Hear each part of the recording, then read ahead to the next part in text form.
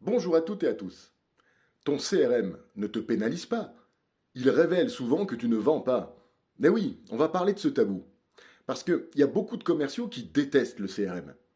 Toutes les solutions qui permettent en fait d'avancer d'une manière méthodique. Je le vois, hein, dans les agences immobilières où je passe très souvent, dans des entreprises. Dès qu'on commence à mettre en place un système pour quantifier, pour aider à mieux savoir ce qui se passe, en fait, il y a quand même de nombreux commerciaux qui font un peu la tête et qui me disent des phrases du style «Oui, mais tu comprends, ça va être chronophage», ou carrément c'est du flicage, en fait tout ça c'est une perte de temps, ça va même m'empêcher de vendre. Mais non, c'est complètement faux tout ça. Le CRM ne t'empêche pas de vendre, il va exposer souvent ce que tu ne fais pas.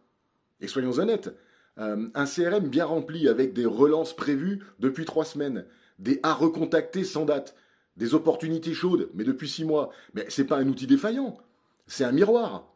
Et le reflet dérange beaucoup. Le CRM, il va mettre noir sur blanc ton manque de clarté, tes décisions non prises, tes conversations évitées, tes prospects jamais qualifiés, voire même jamais rappelés des fois. Donc ce n'est pas d'administratif, c'est de la réalité tout ça. Alors pourquoi il y a autant de vendeurs qui le détestent? Mais parce qu'un CRM empêche de se mentir.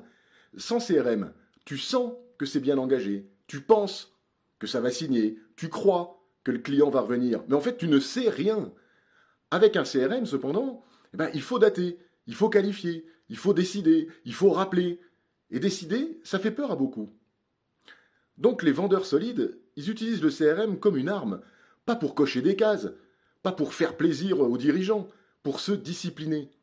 Ils l'utilisent pour se poser une seule question. Est-ce que ce deal avance? Ou est-ce que je me raconte une histoire en fait?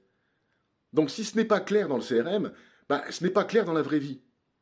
Donc le CRM ne tue pas la vente, il tue l'illusion.